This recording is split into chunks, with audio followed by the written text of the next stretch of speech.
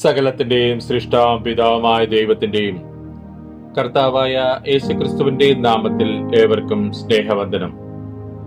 ഇന്ന് സെപ്റ്റംബർ 28. ഇന്ന് നമ്മൾ വായിക്കുന്ന ആദ്യത്തെ വായനാ ഭാഗം ദിനവൃത്താന്തം 1-ാം പുസ്തകം 11-ാം അധ്യായം. ദിനവൃത്താന്തം 1-ാം പുസ്തകം 11-ാം അധ്യായം 1-ാം വാക്യം മുതൽ. അനന്തരം ഇസ്രായേൽ എല്ലാം ഹെബ്രോനിൽ ദാവീദിന്റെ അടുക്കൽ ഒന്നിച്ചുകൂടി പറഞ്ഞത്, ഞങ്ങൾ നിന്റെ അസ്ഥിയും മാംസവുമല്ലോ. മുമ്പേ ശൗൽ രാജാവായിരുന്ന കാലത്തും നീ ആയിരുന്നു നായകനായ ഇസ്രായേലിനെ നടത്തിയത്. നീ എന്റെ ജനമായ ഇസ്രായേലിനെ മേയ്ക്കുകയും എന്റെ ജനമായ ഇസ്രായേലിന്റെ പ്രഭുവായിരിക്കുകയും ചെയ്യുമെന്ന് നിന്റെ ദൈവമായ യഹോവ നിന്നോട് അരുളി ചെയ്തിട്ടുമുണ്ട്. ഇങ്ങനെ ഇസ്രായേൽ മൂപ്പന്മാരൊക്കെയും ഹെബ്രോനിൽ രാജാവിന്റെ അടുക്കൽ വന്നു. ദാവീദ് ഹെബ്രോനിൽ വെച്ച് യഹോവയുടെ സന്നിധിയിൽ അവരോട് ഉടമ്പടി ചെയ്തു. ശമൂവേൽ മുഖാന്തരം യഹോവ അരുളി ചെയ്തതുപോലെ അവർ ദാവീദിനെ ഇസ്രായേലിന്റെ രാജാവായിട്ട് അഭിഷേകം ചെയ്തു. പിന്നെ ദാവീദും എല്ലാ ഇസ്രായേലും യെബൂസ് എന്ന യെരുശലേമിലേക്ക് ചെന്നു. അവിടെ ദേശനിവാസികളായ യെബൂസ്യർ ഉണ്ടായിരുന്നു.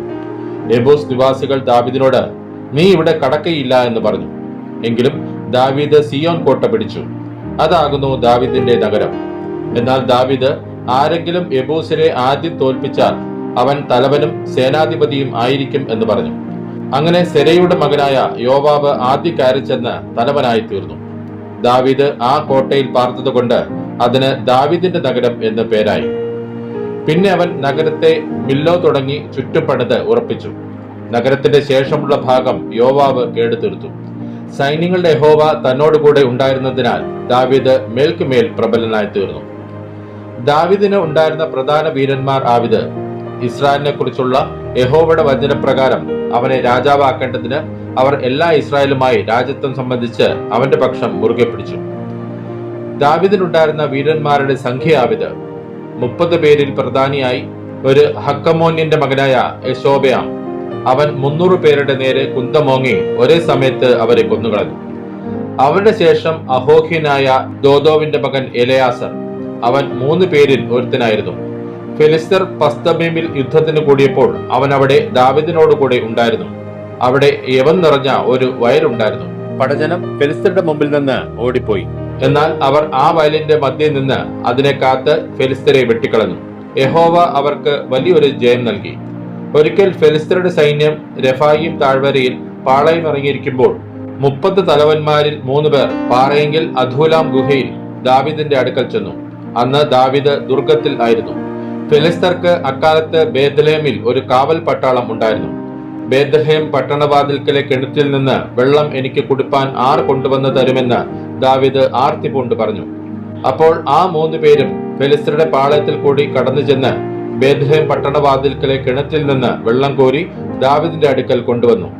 ദാവീദോ അത് കുടിപ്പാൻ മനസ്സില്ലാതെ യഹോവയ്ക്ക് നിവേദിച്ച് ഒഴിച്ചു. ഇത് ചെയ്യുവാൻ എന്റെ ദൈവം എനിക്ക് സംഗതി വരുത്തരുതേ. തങ്ങളുടെ പ്രാണനെ ഉപേക്ഷിച്ചു പോയ പുരുഷന്മാരുടെ രക്തം ഞാൻ കുടിക്കുകയോ? അവർ തങ്ങളുടെ പ്രാണനെ ഉപേക്ഷിച്ചല്ലോ അത് കൊണ്ടുവന്നിരിക്കുന്നത് എന്ന് പറഞ്ഞു. അതുകൊണ്ട് അവന് അത് കുടിപ്പാൻ മനസ്സായില്ല. ഇതാകുന്നു ഈ 3 വീരന്മാർ ചെയ്തത്. യോവാബിന്റെ സഹോദരനായ അബീശായി മൂവരിൽ തലവനായിരുന്നു. അവൻ 300 പേരുടെ നേരെ കുന്തമോങ്ങി അവരെ കൊന്നു. അതുകൊണ്ട് അവൻ ആ മൂവരിൽ വെച്ച് കീർത്തി പ്രാപിച്ചു. ഈ മൂവരിൽ 2 പേരേക്കാൾ അധികം മാനം അവൻ പ്രാപിച്ച് അവർക്ക് നായകനായി തീർന്നു. എന്നാൽ അവൻ മറ്റേ മൂവരോളം വരികയില്ല. കപ്സേലിൽ ഒരു പരാക്രമശാലിയുടെ മകനായ യഹോയാദയുടെ മകനായ ബെനായാവും വീര്യപ്രവൃത്തികൾ ചെയ്തു. അവൻ മോവാബിലെ അരിയേലിന്റെ 2 പുത്രന്മാരെ സംഹരിച്ചതല്ലാതെ ഹിമകാലത്ത് ഒരു ഗുഹയിൽ ചെന്ന് ഒരു സിംഹത്തെയും കൊന്നുകളഞ്ഞു. അവൻ 5 മുഴം പൊക്കമുള്ള ദീർഘകായന ഒരു മിസ്രൈമിനെയും സംഹരിച്ചു. ആ മിസ്രൈമിന്റെ കയ്യിൽ നെയ്ത്തുകാരന്റെ പടപ്പ് തടി പോലെ ഒരു കുന്തമുണ്ടായിരുന്നു. ഇവനോ ഒരു വടിയും കൊണ്ട് അവന്റെ അടുക്കൽ ചെന്ന് മിസ്രൈമിന്റെ കയ്യിൽ നിന്ന് കുന്തം പിടിച്ചു പറിച്ച് കുന്തം കൊണ്ട് അവനെ കൊന്നുകളഞ്ഞു. ഇവ യഹോയാദയുടെ മകനായ ബെനായാവ് ചെയ്ത് 3 വീരന്മാരിൽ വെച്ച് കീർത്തി പ്രാപിച്ചു. അവൻ 30 പേരിലും മാനമേറിയവനായിരുന്നു. എങ്കിലും മറ്റേ മൂവരോളം വരികയില്ല. ദാവീദ് അവനെ അകമ്പടി നായകനാക്കി. സൈന്യത്തിലെ വീരന്മാരോ യോവാബിന്റെ സഹോദരനായ അസാഹേൽ, ബേത്ലഹേമിനായ ദോദോവിന്റെ മകൻ എൽഹാനാൻ, ഹാരോര്യനായ ശമ്മോത്ത്, പെലോനിനായ ഹേലേസ്, തെക്കോവിനായ ഇക്കേശിന്റെ മകൻ ഈര, അനാദോത്തിനായ അബിയേസർ, ഹൂശാത്തിനായ സിബക്കായി, ആഹോഹ്യനായ ഈലായി, നെത്തോഫാത്തിനായ മഹരായി, നെത്തോഫാത്തിനായ ബാനയുടെ മകൻ ഹേലേത്, ബെന്യാമിന്യരുടെ ഗിബയിൽ നിന്നുള്ള രീബായുടെ മകൻ ഈഥായി, പരാധോത്യനായ ബെനയാവ്, നഹലേഗാസിൽ നിന്നുള്ള ഹൂരായി, അർബാത്തിനായ അബിയേൽ, ബഗ്രൂബിനായ അസ്മാവേത്ത്, ശയൽബോന്യനായ എൽഹ്യാബ, ഗീശോന്യനായ ഹാഷേമിന്റെ പുത്രന്മാർ, ഹാരാന്യനായ ഗാഗയുടെ മകൻ യോനാഥാൻ, ഹാരാന്യനായ സാഖാരിന്റെ മകൻ അഹീഹാം, ഊരിന്റെ മകൻ എലീഫാൽ, മെഖേരാത്യനായ ഏഫേർ, പെലോന്യനായ അഹിയാവ്, കർമ്മേലിനായ ഹെസ്രോ, ഹെസ്ബായുടെ മകൻ നൈരായി, നാഥാന്റെ സഹോദരൻ യോവേൽ, ഹഗ്രിയുടെ മകൻ മിബ്ഹാർ, അമോന്യനായ സേലേക്ക്, സെരയുടെ മകനായ യോവാബിന്റെ ആയുധവാഹനായ ബെരാദോത്യൻ നഹ്രായി, ഇത്രിയനായ ഈര, ഇത്രിയനായ ഗാരേക്ക്, ഹിത്തിനായ ഊര്യാവ്, അഹ്ലിയുടെ മകൻ സാബാബ്, രൂബേന്യരുടെ സേനാപതിയും 30 പേർ അകമ്പടിയുള്ളവനുമായ രൂബേന്യനായ ശീസയുടെ മകൻ അധീന, മയഖയുടെ മകൻ ഹാനാൻ, മിത്ന്യനായ യോശാഫാത്ത്, അസ്തരാത്യനായ ഊസ്യാവ്, അരോവേര്യനായ ഹോദാവിന്റെ പുത്രനായ ശാമ, യേയേൽ, സിമ്രിയുടെ മകനായ യദിയേൽ, തീസ്യനായ അവന്റെ സഹോദരനായ യോഹ, മഹബിനായ എലിയേൽ, എൽനാന്റെ പുത്രന്മാരായ എരീബായി, യോശവ്യാവ്, മോവാബ്യൻ തിബ്ന ഏലിയേൽ, ഓബേദ്, മെസോബ്യനായ യായിയേൽ എന്നിവർ തന്നെ. ഇന്ന് നമ്മൾ വായിക്കുന്ന രണ്ടാമത്തെ വായനാ ഭാഗം യെഹെസ്കേൽ പ്രവാചകന്റെ പുസ്തകം 24-ാം അധ്യായം. യെഹെസ്കേൽ പ്രവാചകന്റെ പുസ്തകം 24-ാം അധ്യായം 1-ാം വാക്യം മുതൽ. 9-ാം ആണ്ട് 10-ാം മാസം 10-ാം തീയതി യഹോവയുടെ അരുളപ്പാട് എനിക്കുണ്ടായത് എന്തെന്നാൽ, മനുഷ്യപുത്ര, ഈ തീയതി ഇന്നത്തെ തീയതി തന്നെ എഴുതി വെക്കുക. ഇന്ന് തന്നെ ബാബേൽ രാജാവ് യെരുശലേമിനെ ആക്രമിച്ചിരിക്കുന്നു. നീ മത്സരഗ്രഹത്തോട് ഒരു ഉപമ പ്രസ്താവിച്ച് പറയേണ്ടത്, യഹോവയായ കർത്താവ് ഇപ്രകാരം അരുളി ചെയ്യുന്നു, നീ ഒരു കുട്ടകം അടുപ്പത്ത് വെച്ച് അതിൽ വെള്ളമൊഴിക്ക. മാംസകഷ്ണങ്ങൾ, തുട, കൈക്കുറുക് മുതലായ നല്ല കഷ്ണങ്ങളൊക്കെയും തന്നെ എടുത്ത് അതിൽ ഇടുക. ഉത്തമമായ അസ്ഥിഖണ്ഡങ്ങൾ കൊണ്ട് അതിനെ നിറയ്ക്കുക. ആട്ടിൻ കൂട്ടത്തിൽ നിന്ന് വിശേഷമായതിനെ പിടിച്ചുകൊണ്ടുവന്ന് അതിന്റെ കീഴെ വിറകടുക്കി അതിനെ നല്ലവണ്ണം പുഴുങ്ങുക. അതിന്റെ അസ്ഥികൾ അതിനകത്ത് കിടന്ന് വേകട്ടെ. അതുകൊണ്ട് യഹോവയായ കർത്താവ് ഇപ്രകാരം അരുളി ചെയ്യുന്നു, അകത്ത് ക്ലാവുള്ളതും ക്ലാവ് വിട്ടു പോകാത്തതുമായ കുട്ടകത്തിന്, രക്തപാതകമുള്ള നഗരത്തിന് തന്നെ അയ്യോ കഷ്ടം. അതിനെ ഖണ്ഡം ഖണ്ഡമായി പുറത്തെടുക്ക. ചീട്ട് അതിന്മേൽ വീണിട്ടില്ല. അവൾ ചൊരിഞ്ഞിരിക്കുന്ന രക്തം അവളുടെ മധ്യേയുണ്ട്. അവൾ അത് വെറും പാറമേലത്രേ ചൊരിഞ്ഞത്. മണ്ണുകൊണ്ട് മൂടുവാൻ തക്കവണ്ണം അത് നിലത്ത് ഒഴിച്ചില്ല. ക്രോധം വരുത്തേണ്ടതിനും പ്രതികാരം ചെയ്യേണ്ടതിനും ഞാൻ അവൾ ചൊരിഞ്ഞ രക്തം മൂടിപ്പോകാതെ വണ്ണം അതിനെ വെറും പാറമേൽ തന്നെ നിർത്തിയിരിക്കുന്നു. അതുകൊണ്ട് യഹോവയായ കർത്താവ് ഇപ്രകാരം അരുളി ചെയ്യുന്നു, രക്തപാതകങ്ങളുടെ നഗരത്തിന് അയ്യോ കഷ്ടം. ഞാൻ വിറക് കൂമ്പാരം വലുതാക്കും. വിറക് കൂട്ടുക, തീ കത്തിക്ക, മാംസം വേകട്ടെ, ചാറ് കുറുകട്ടെ, അസ്ഥികൾ വെന്തു പോകട്ടെ. അതിന്റെ താമ്രം കാഞ്ഞു വെന്തു പോകേണ്ടതിനും അതിന്റെ കര അതിൽ ഉരുകേണ്ടതിനും അതിന്റെ ക്ലാവ് ഇല്ലാതെയാകേണ്ടതിനും അത് ഒഴിച്ചെടുത്ത് കണ്ണനിൽ മേൽ വെക്കുക. അവൾ അധ്വാനം കൊണ്ട് തളർന്നുപോയി. അവളുടെ കനത്ത ക്ലാവ് അവളെ വിട്ടുപോകുന്നില്ല. അവളുടെ ക്ലാവ് തീയാലും വിട്ടുപോകുന്നില്ല. നിന്റെ മലിനമായ ദുർമര്യാദ നിമിത്തം ഞാൻ നിന്നെ ശുദ്ധീകരിച്ചിട്ടും നീ ശുദ്ധമാകയാകയാൽ ഞാൻ നിന്റെ ക്രോധം നിന്റെ മേൽ തീർക്കുവോളം ഇനി നിന്റെ മലിനത നീങ്ങി നീ ശുദ്ധമായി തീരുകയില്ല. യഹോവയായ ഞാൻ അത് അരുളി ചെയ്തിരിക്കുന്നു. അത് സംഭവിക്കും. ഞാൻ അത് അനുഷ്ഠിക്കും. ഞാൻ പിന്മാറുകയില്ല, ആദരിക്കുകയില്ല, സഹതപിക്കുകയുമില്ല. നിന്റെ നടപ്പിനും ക്രിയകൾക്കും തക്കവണ്ണം അവർ നിന്നെ ന്യായം വിധിക്കുമെന്ന് യഹോവയായ കർത്താവിന്റെ അരുളപ്പാട്. യഹോവയുടെ അരുളപ്പാട് എനിക്കുണ്ടായത് എന്തെന്നാൽ, മനുഷ്യപുത്ര, ഞാൻ നിന്റെ കണ്ണിന്റെ ആനന്ദമായവളെ ഒരേ അടിയാൽ നിങ്ങൾ നിന്ന് എടുത്തുകളയും. നീ വിലപിക്കുകയോ കരയുകയോ കണ്ണുനീർ വാർക്കുകയോ ചെയ്യരുത്. നീ മൗനമായി നെടുവീർപ്പിട്ടുകൊള്ളുക. മൃദുവിലാപം കഴിക്കരുത്. തലയ്ക്ക് തലപ്പാവ് കെട്ടി കാലിന് ചെരുപ്പിടുക. അധരം മൂടരുത്. മറ്റുള്ളവർ കൊടുത്തയക്കുന്ന അപ്പം തിന്നുകയും അരുത്.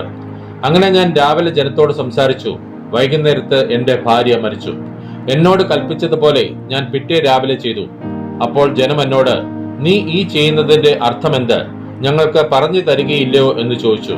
അതിന് ഞാൻ അവരോട് ഉത്തരം പറഞ്ഞത്, യഹോവയുടെ അരുളപ്പാട് എനിക്കുണ്ടായത് എന്തെന്നാൽ, നീ ഇസ്രായേൽ ഗൃഹത്തോട് പറയേണ്ടത്, യഹോവയായ കർത്താവ് ഇപ്രകാരം അരുളി ചെയ്യുന്നു: നിങ്ങൾ ഗർവിക്കുന്ന ശരണവും നിങ്ങളുടെ കണ്ണിന്റെ ആനന്ദവും നിങ്ങളുടെ ഹൃദയത്തിന്റെ വാഞ്ചയുമായിരിക്കുന്ന എന്റെ വിശുദ്ധ മന്ദിരത്തെ ഞാൻ അശുദ്ധമാക്കും. നിങ്ങൾ വിട്ടേച്ചു പോകുന്ന നിങ്ങളുടെ പുത്രന്മാരും പുത്രിമാരും വാൾ കൊണ്ട് വീഴും. ഞാൻ ചെയ്തതുപോലെ നിങ്ങളും അന്ന് ചെയ്യും. നിങ്ങൾ അധരം മൂടാതെയും മറ്റുള്ളവർ കൊടുത്തയക്കുന്ന അപ്പം തിന്നാതെയും ഇരിക്കും. നിങ്ങളുടെ തലപ്പാവ് തലയിലും ചെരുപ്പ് കാലിലും ഇരിക്കും. നിങ്ങൾ വിലപിക്കുകയോ കരയുകയോ ചെയ്യാതെ നിങ്ങളുടെ അകൃത്യങ്ങളിൽ തന്നെ ക്ഷയിച്ച് തമ്മിൽ തമ്മിൽ നോക്കി ഞരങ്ങും. ഇങ്ങനെ യെഹെസ്കേൽ നിങ്ങൾക്ക് ഒരു അടയാളമായിരിക്കും. അവൻ ചെയ്തതുപോലെയൊക്കെയും നിങ്ങളും ചെയ്യും. അത് സംഭവിക്കുമ്പോൾ ഞാൻ യഹോവയായ കർത്താവ് എന്ന് നിങ്ങൾ അറിയും. മനുഷ്യപുത്ര, അവരുടെ ശരണവും അവരുടെ മഹത്വമുള്ള സന്തോഷവും അവരുടെ കണ്ണിന്റെ ആനന്ദവും അവരുടെ ഹൃദയവാഞ്ചയും ആയിരിക്കുന്നതിനെയും അവരുടെ പുത്രന്മാരെയും പുത്രിമാരെയും ഞാൻ അവരിൽ നിന്ന് എടുത്തു കളയുന്ന നാളിൽ, ആ നാളിൽ തന്നെ ചാടിപ്പോകുന്ന ഒരുത്തൻ നിന്റെ അടുക്കൽ വന്ന് വസ്തുത നിന്നെ പറഞ്ഞു കേൾപ്പിക്കും. ചാടിപ്പോകുന്നവനോട് സംസാരിപ്പാൻ അന്ന് നിന്റെ വായി തുറക്കും. നീ ഇനി മൗനമായിരിക്കാതെ സംസാരിക്കും. അങ്ങനെ നീ അവർക്ക് ഒരു അടയാളമായിരിക്കും. ഞാൻ യഹോവ എന്ന് അവർ അറിയും. ഇന്ന് നമ്മൾ വായിക്കുന്ന മൂന്നാമത്തെ വായനാഭാഗം ലൂക്കോസ് എഴുതിയ സുവിശേഷം 21 അധ്യായം. ലൂക്കോസ് എഴുതിയ സുവിശേഷം 21 അധ്യായം 1 വാക്യം മുതൽ. യേശു തലപൊക്കി ധനവാന്മാർ ഭണ്ഡാരത്തിൽ വഴിപാട് ഇടുന്നത് കണ്ടു. ദരിദ്രയായ ഒരു വിധവ 2 കാശ് ഇടുന്നത് കണ്ടിട്ട് അവൻ, ഈ ദരിദ്രയായ വിധവ എല്ലാവരെക്കാളും അധികം ഇട്ടിരിക്കുന്നു എന്ന് ഞാൻ സത്യമായിട്ട് നിങ്ങളോട് പറയുന്നു. എല്ലാവരും തങ്ങളുടെ സമൃദ്ധിയിൽ നിന്നല്ലോ വഴിപാട് ഇട്ടത്. ഇവളോ തന്റെ ഇല്ലായ്മയിൽ നിന്ന് തനിക്കുള്ള ഉപജീവനമൊക്കെയും ഇട്ടിരിക്കുന്നു. ചിലർ ദൈവാലയത്തെക്കുറിച്ച് അത് മനോഹരമായ കല്ലുകളാലും വഴിപാടുകളാലും അലങ്കരിക്കപ്പെട്ടിരിക്കുന്നു എന്ന് പറഞ്ഞപ്പോൾ, ഈ കാണുന്നതിൽ ഇടിഞ്ഞു പോകാതെ കല്ല് കല്ലിന്മേൽ ശേഷിക്കാത്ത കാലം വരുമെന്ന് അവൻ പറഞ്ഞു. ഗുരു, അത് എപ്പോൾ ഉണ്ടാകും? അത് സംഭവിപ്പാറാകുമ്പോഴുള്ള ലക്ഷണം എന്ത് എന്ന് അവർ അവനോട് ചോദിച്ചു. അതിനവൻ, ആരും നിങ്ങളെ തെറ്റിക്കാതിരിപ്പാൻ സൂക്ഷിച്ചുകൊള്ളുവിൻ. ഞാൻ ആകുന്നുവെന്നും സമയം അടുത്തിരിക്കുന്നുവെന്നും പറഞ്ഞ് അനേകർ എന്റെ പേരെടുത്ത് വരും. അവരെ അനുഗമിക്കരുത്. നിങ്ങൾ യുദ്ധങ്ങളെയും കലഹങ്ങളെയും കുറിച്ച് കേൾക്കുമ്പോൾ ഞെട്ടിപ്പോകരുത്. അത് ആദ്യം സംഭവിക്കേണ്ടത് തന്നെ, അവസാനം ഉടനെ അല്ല താനും എന്ന് പറഞ്ഞു. പിന്നെ അവൻ അവരോട് പറഞ്ഞത്, ജാതി ജാതിയോടും രാജ്യം രാജ്യത്തോടും എതിർക്കും. വലിയ ഭൂകമ്പവും ക്ഷാമവും മഹാവ്യാധികളും അവിടെ ഉണ്ടാകും. ഭയങ്കര കാഴ്ചകളും ആകാശത്തിൽ മഹാലക്ഷ്യങ്ങളും ഉണ്ടാകും. ഇത് എല്ലാറ്റിനും മുമ്പേ എന്റെ നാമനിമിത്തം അവർ നിങ്ങളുടെ മേൽ കൈവച്ച് രാജാക്കന്മാരുടെയും നാടുവാഴികളുടെയും മുമ്പിൽ കൊണ്ടുപോയി ഉപദ്രവിക്കുകയും പള്ളികളിലും തടവുകളിലും ഏൽപ്പിക്കുകയും ചെയ്യും. അത് നിങ്ങൾക്ക് സാക്ഷ്യം പറവാൻ തരമാകും. ആകയാൽ പ്രതിപാദിപ്പാൻ മുമ്പ് കൂട്ടി വിചാരിക്കാതിരിക്കേണ്ടതിന് മനസ്സിൽ ഉറച്ചുകൊള്ളുവിൻ. നിങ്ങളുടെ എതിരികൾക്ക് ആർക്കും ചെറുപ്പാനോ എതിർ പറവാനോ കഴിയാത്ത വാക്കും ജ്ഞാനവും ഞാൻ നിങ്ങൾക്ക് തരും.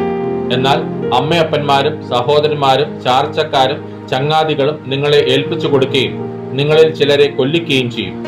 എന്റെ നാമം നിമിത്തം എല്ലാവരും നിങ്ങളെ പകയ്ക്കും. നിങ്ങളുടെ തലയിലെ ഒരു രോമം പോലും നശിച്ചു പോകുകയില്ലതാനും. നിങ്ങൾ ക്ഷമ കൊണ്ട് നിങ്ങളുടെ പ്രാണനെ നേടും.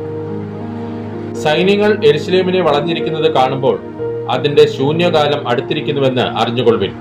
അന്ന് യഹൂദയിലുള്ളവർ മലകളിലേക്ക് ഓടിപ്പോകട്ടെ. അതിന്റെ നടുവിലുള്ളവർ പുറപ്പെട്ടു പോകട്ടെ. നാട്ടിൻ പുറങ്ങളിലുള്ളവർ അതിൽ കടക്കരുത്. എഴുതിയിരിക്കുന്നതെല്ലാം നിവൃത്തിയാകേണ്ടതിന് ആ നാളുകൾ പ്രതികാരകാലം ആകുന്നു. ആ കാലത്ത് ഗർഭിണികൾക്കും മുലകുടിപ്പിക്കുന്നവർക്കും അയ്യോ കഷ്ടം.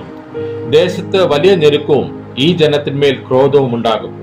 അവർ വാളിന്റെ വായ്ത്തലയാൽ വീഴുകയും അവരെ സകല ജാതികളിലേക്കും ബദ്ധരാക്കി കൊണ്ടുപോകുകയും ജാതികളുടെ കാലം തികയുവോളം ജാതികൾ യെരുശലേം ചവിട്ടിക്കളയുകയും ചെയ്യും. സൂര്യനിലും ചന്ദ്രനിലും നക്ഷത്രങ്ങളിലും ലക്ഷ്യങ്ങൾ ഉണ്ടാകും. കടലിന്റെയും ഓളത്തിന്റെയും മുഴക്കം നിമിത്തം ഭൂമിയിലെ ജാതികൾക്ക് നിരാശയോടുകൂടിയ പരിഭ്രമം ഉണ്ടാകും. ആകാശത്തിന്റെ ശക്തികൾ ഇളകിപ്പോകുന്നതിനാൽ ഭൂലോകത്തിന് എന്ത് ഭവിക്കാൻ പോകുന്നു എന്ന് പേടിച്ചും നോക്കി പാർത്തും കൊണ്ട് മനുഷ്യർ നിർജീവന്മാർ ആകും. അപ്പോൾ മനുഷ്യപുത്രൻ ശക്തിയോടും മഹാ തേജസ്സോടും കൂടെ മേഘത്തിൽ വരുന്നത് അവർ കാണും. ഇത് സംഭവിച്ചു തുടങ്ങുമ്പോൾ നിങ്ങളുടെ വീണ്ടെടുപ്പ് അടുത്തു വരുന്നത് കൊണ്ട് നിവർന്ന് തല പൊക്കുവിൻ. ഒരു ഉപമയും അവരോട് പറഞ്ഞത്, അത്തി മുതലായ സകല വൃക്ഷങ്ങളെയും നോക്കുവിൻ. അവ തളിർക്കുന്നത് നിങ്ങൾ കാണുമ്പോൾ വേനൽ അടുത്തിരിക്കുന്നു എന്ന് സ്വതവേ അറിയുന്നുവല്ലോ. അവണ്ണം തന്നെ ഇത് സംഭവിക്കുന്നത് കാണുമ്പോൾ ദൈവരാജ്യം അടുത്തിരിക്കുന്നു എന്ന് ഗ്രഹിപ്പിൻ. സകലവും സംഭവിക്കുവോളം ഈ തലമുറ ഒഴിഞ്ഞു പോകുകയില്ല എന്ന് ഞാൻ സത്യമായി നിങ്ങളോട് പറയുന്നു. ആകാശവും ഭൂമിയും ഒഴിഞ്ഞു പോകും, എന്റെ വചനങ്ങളോ ഒഴിഞ്ഞു പോകുകയില്ല. നിങ്ങളുടെ ഹൃദയം അതിഭക്ഷണത്താലും മദ്യപാനത്താലും ഉപജീവന ചിന്തകളാലും ഭാരപ്പെട്ടിട്ട് ആ ദിവസം നിങ്ങൾക്ക് പെട്ടെന്ന് കെണി പോലെ വരാതിരിപ്പാൻ സൂക്ഷിച്ചുകൊള്ളുവിൻ. അത് സർവ്വഭൂതലത്തിലും വസിക്കുന്ന ഏവർക്കും വരും. ആകയാൽ ഈ സംഭവിപ്പാനുള്ള എല്ലാറ്റിനും ഒഴിഞ്ഞു പോകുവാനും മനുഷ്യപുത്രന്റെ മുമ്പിൽ നിൽപ്പാനും നിങ്ങൾ പ്രാപ്തരാകേണ്ടതിന് സദാകാലവും ഉണർന്നും പ്രാർത്ഥിച്ചും കൊണ്ടിരിപ്പിൻ. അവൻ ദിവസേന പകൽ ദേവാലയത്തിൽ ഉപദേശിച്ചു പോന്നു, രാത്രി ഒലിവുമലയിൽ പോയി പാർക്കും. ജനമെല്ലാം അവന്റെ വചനം കേൾക്കേണ്ടതിന് അതികാലത്ത് ദൈവാലയത്തിൽ അവന്റെ അടുക്കൽ ചെല്ലും. ഇന്ന് നമ്മൾ വായിച്ചു കേട്ട ഈ വേദഭാഗങ്ങളാൽ പിതാവായ ദൈവത്തിൽ നിന്നും കർത്താവായ ക്രിസ്തുയേശുവിൽ നിന്നും ഏവർക്കും കൃപയും കനിവും സമാധാനവും ഉണ്ടാകട്ടെ. ആമേൻ.